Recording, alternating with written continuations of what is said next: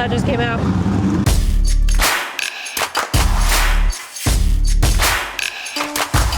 All right guys, we're here at XRP again. It's pretty empty if you can see. The weather forecast is really crappy.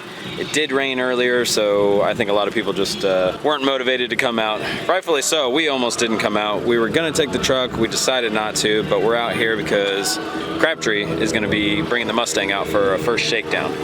So we're gonna, as soon as they get here, we're gonna make a couple of changes in there, test a couple of things to make sure the drive shaft sensor's working, make sure launch control works, and then probably put a timing retard in there and figure out what he feels comfortable with doing on the first pass. And yeah, we'll do some video of the whole thing.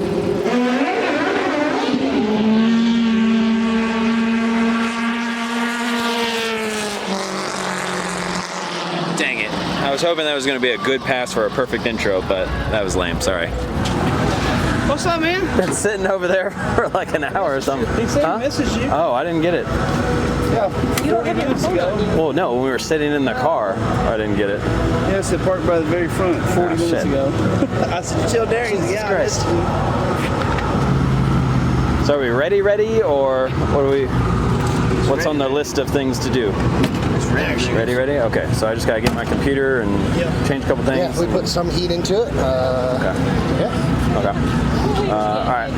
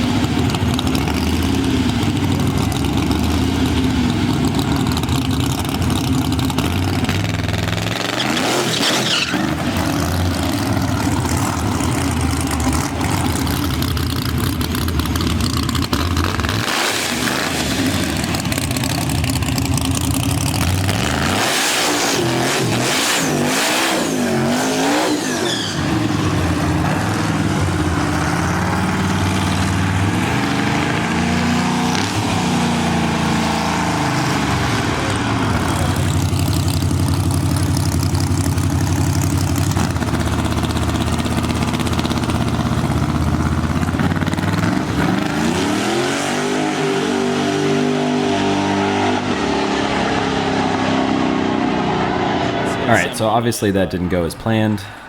Something was really, really wrong with it, but we thought maybe it was just really cold. I don't know why we thought that, because we were doing pulls on the dyno just fine when it was dead cold all the way up to completely operating temp.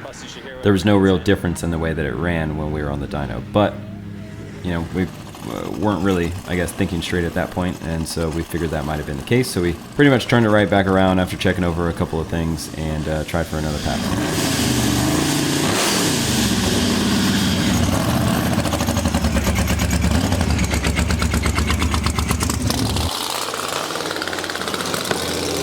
Do that though. What are you doing?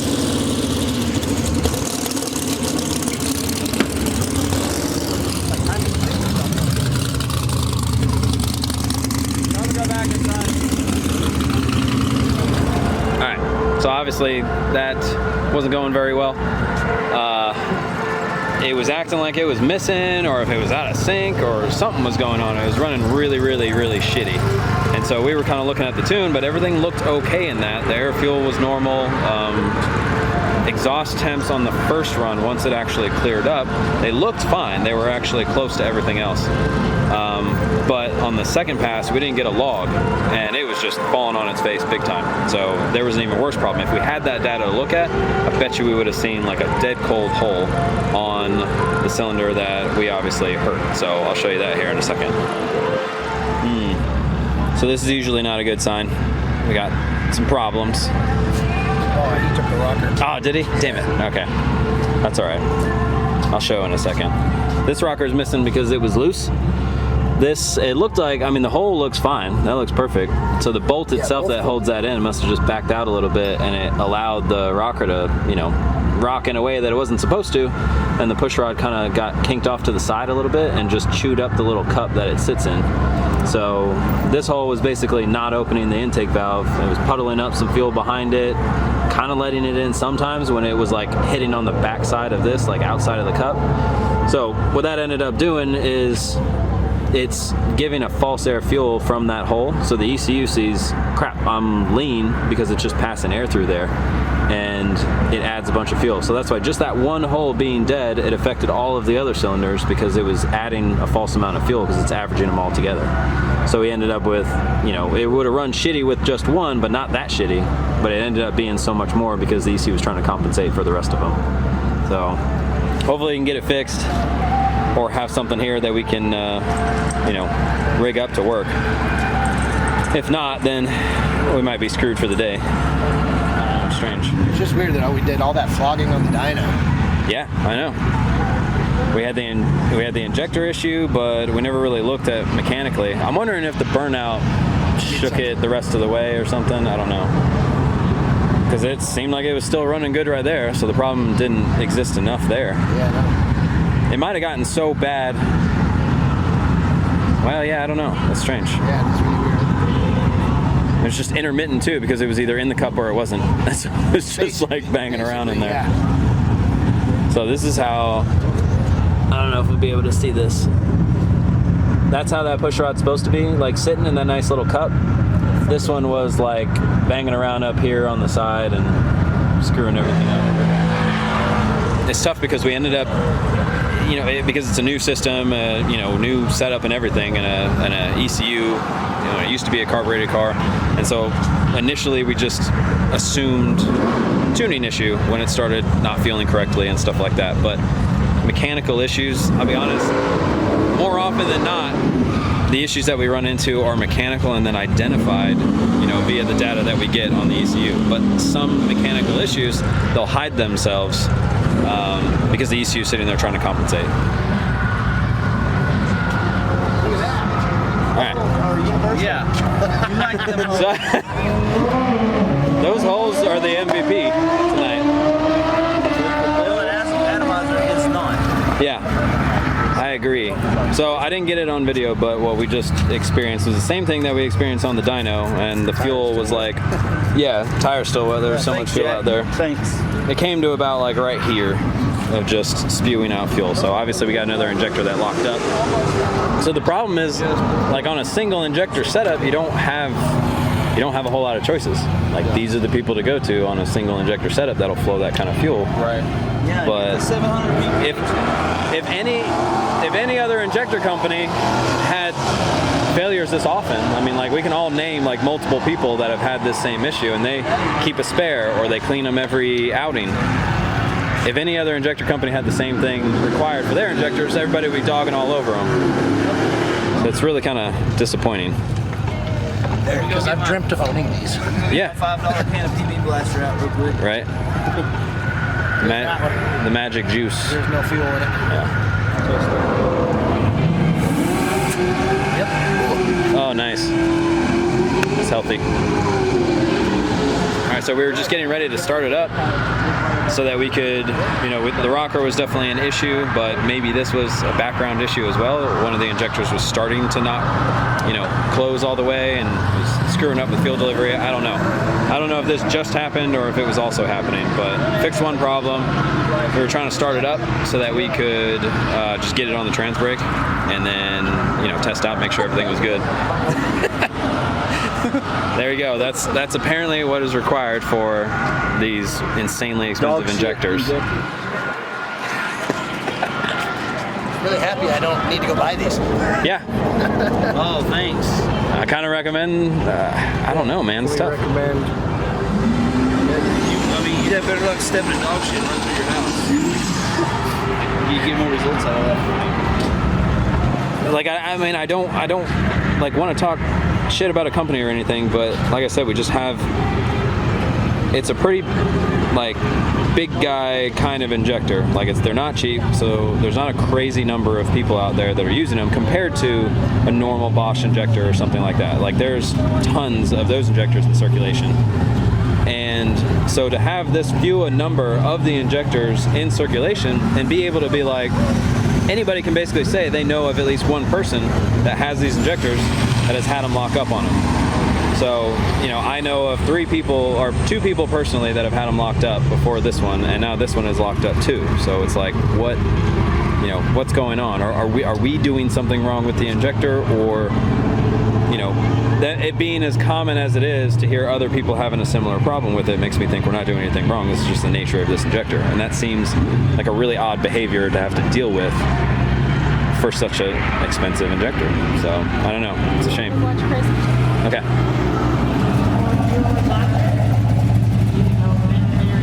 Also, about 20 minutes on the bar, 20 minutes on Extreme Beverage Club.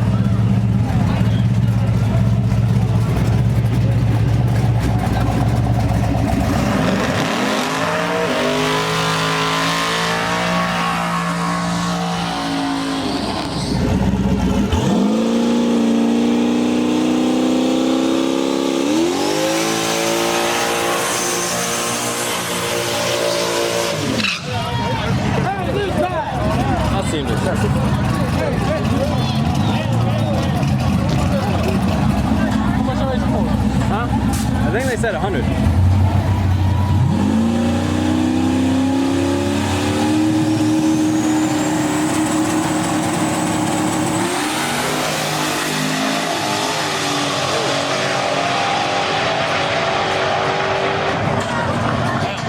Did he touch the wall? Yeah. Oh.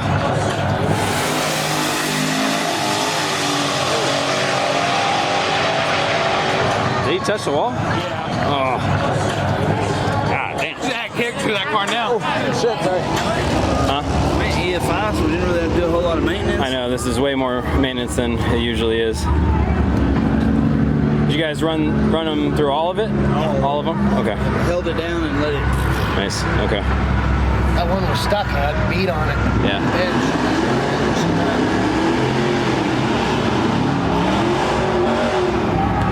Can't try it, but I have a feeling it's going to hydrolock again. Oh yeah, I'll probably have to take that plug out and empty it, huh? All right, so they're wrapping it up. They cleaned out those injectors, ran some PB blaster through them. Hopefully they all work now. The one that wasn't pulsing started pulsing again, so hopefully that's good.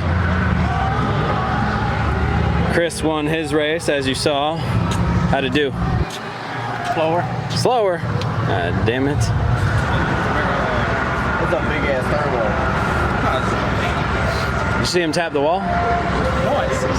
He just fell off. Give it a little kiss. As soon as he left. Well, no, I got my $100 out. Yeah. Oh yeah, I mean, that was a race, but yeah. Scared me.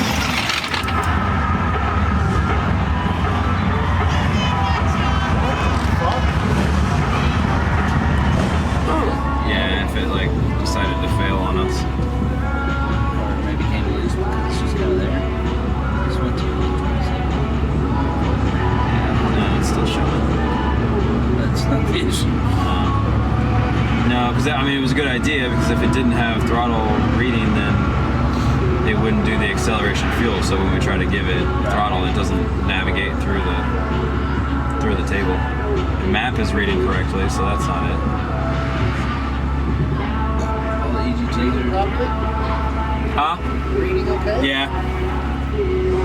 Does it read 100? Yeah.